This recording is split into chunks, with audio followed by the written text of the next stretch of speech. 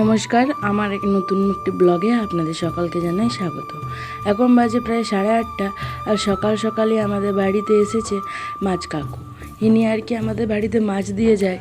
আজ যেহেতু আমার জন্মদিন ছিল, তার জন্য বাবা বলে রেখেছিল আগে থাকতে যাতে আমাদের বাড়িতে মাছ দিয়ে দেয়। ঠিক মাছ আনার পর আমি মাছটা ধুয়েও রেখেছি, নাহলে প্রচণ্ড গন্ধ করে। তারপরই বাবা ফোন করে, বলে যে আমাকে হ্যাপি বার্থডে উইশ করে। আমি তো খুবই খুশি হয়ে যাই। তারপর একটু ছাদে চলে আসি। আমার মা জানেন তো গাছ লাগাতে খুবই ভালোবাসে, তাই ছাদটাও একটা ছোটোখাটো ফুল বাগান করে বসেছে, আর নিচেও খুব সুন্দর ফুল বাগান করেছে। যাই হোক, এই ফুল বাগান থেকে কিছু সামান্য ফুল আমি এখন নিয়ে নেব। কারণ কি, আজ তো স্বামী বিবেকানন্দেরও জন্মদিন। এখন যেহেতু আর স্কুল টুল যাওয়া হয় না, তার জন্য ভাবলাম বাড়িতেই পালন করা হোক। ছোটোবেলায় যখনই স্বামী বিবেকানন্দের জন্মদিন বা যে কোনো অনুষ্ঠানে আমাদেরকে বলতো ফুল নিয়ে যেতে, কিন্তু যেহেতু আমাদের বাড়িতে ফুল না থাকায় আমি তো কোনো ফুলই কোনোবার নিয়ে যেতে পারিনি। সকলেই দেখতাম সকাল সকাল উঠে নিয়ে এসেছে এর বাড়ি থেকে ওর বাড়ি থেকে এতখানি ফুল।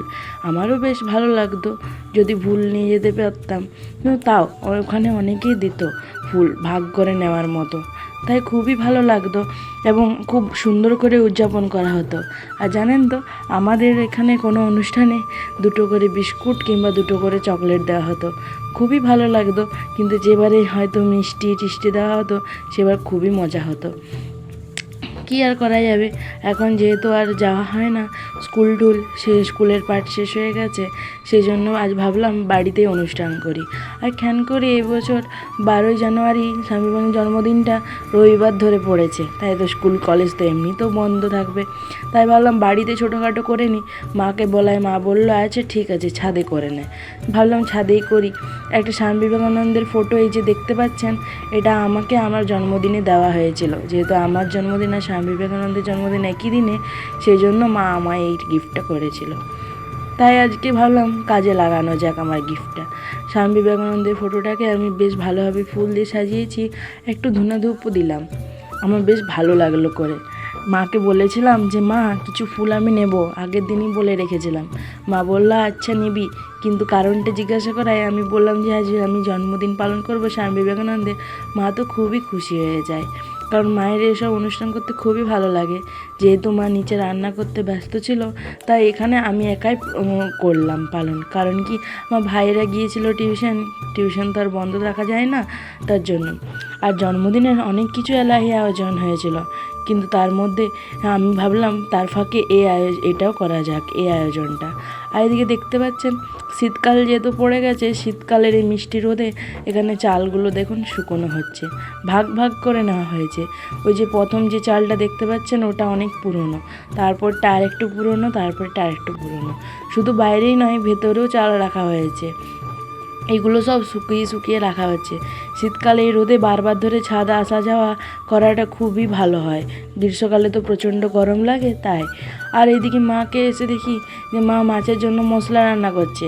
সমস্ত রান্নাই হয়ে গেছে, আজকের পরিশ্রমটা মায়ের জন্য একটু বেশি হয়ে গেছে, কারণ আজকে আইটেমে অনেক কিছু ছিল। মাকে যাই বলছিলাম যে মা এটা করবে ওটা করবে, মা বলছিল ঠিক আছে করে দেবো। তার জন্যে আর কি অনেক কিছুই হয়েছিল, শাক ভাজা, পিফা ভাজা, আলু ভাজা, এমনকি একটা মিক্স ভেজও হয়েছিল। এই যে দেখতে পাচ্ছেন এটা তৈরি হচ্ছে এখন। মাছের ঝোল, চাটনি, পাঁপড়, মিষ্টি। আর মিষ্টির মধ্যে জানেন তো আমার নলেন গুড়টা খুবই ভালো লাগে। আর যেহেতু বাঙালিদের খাওয়া দাওয়া একটু বেশি মন, সেই জন্য মা এখানে পায়েসটাও করেছিল। মা বললো রাতে যেহেতু ফ্রায়েড রাইস হবে, সেজন্য সকালে পায়েসটা করে দিই।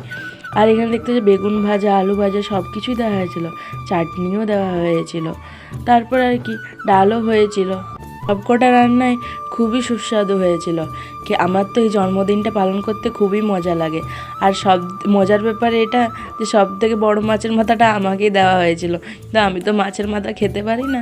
তো এখন প্রায় সন্ধে হয়ে গেল দেখতে দেখতে। আর মা যেহেতু আজকে রান্নার সন্ধ্যাবেলা মেনু যেহেতু ফ্রায়েড রাইস আর চিকেন কষা হবে, তার জন্য মা এখানে বাসমতি চালটা প্রথমেই ভিজতে দিয়ে দিয়েছে। প্রায় 10-15 মিনিট মতন। আর এই ধারে মাংসটাকে বেশ ভালোভাবে পেঁয়াজ তেল দিয়ে কষে নিচ্ছে, মানে এক কথায় ভেজে নিচ্ছে মাংসটা।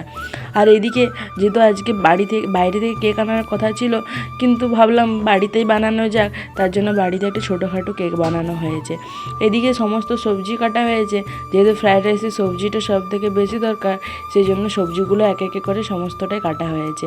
মাংসটা দেখতে পাচ্ছেন কত সুন্দর দেখতে লাগছে। এরপর এটা মশলা তৈরি করবে, তারপরে মাংসটা দিয়ে দেবে।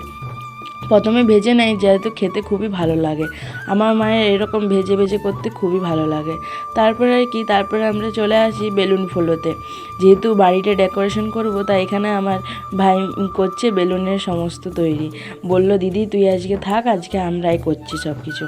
তো ফাইনালি বেলুন ফোলানো কমপ্লিট করে আমরা চলে আসি রুমের দিকে, এবং এসেই দেখি বাহ কি সুন্দর করে ডেকোরেশন করেছে। দেখুন চারিদিকটা বেশ সুন্দর লাগছে। বেলুন দিলে ডেকোরেশনটা যেন একটু বদলেই যায়। তারপরে আমি এখানে বসে যাই কেক কাটতে। আর কেক কাটতে আমার এখানে 2 রকম কেক আনা হয়েছিল। একটা তো বানানো হয়েছিল বাড়িতে, আর একদিকে পেস্ট্রি আনা হয়েছিল। যেহেতু কেক সেরকমভাবে আমি পছন্দ করি না বাইরের, তার জন্য একটু ছোটোখাটোভাবে ঘরেই করা হয়েছিল। কোনো একদিন ফাঁক পেলে অবশ্যই রেস্টুরেন্ট যাওয়ার প্ল্যান ছিল আমাদের, কিন্তু ভাবলাম অন্য কোনো দিন হবে। তো আজকের জন্য ব্লগটা এত দূরই রাখলাম। নমস্কার। আপনাদের ব্লগটি ভালো লাগলে অবশ্যই লাইক আর সাবস্ক্রাইব করবেন।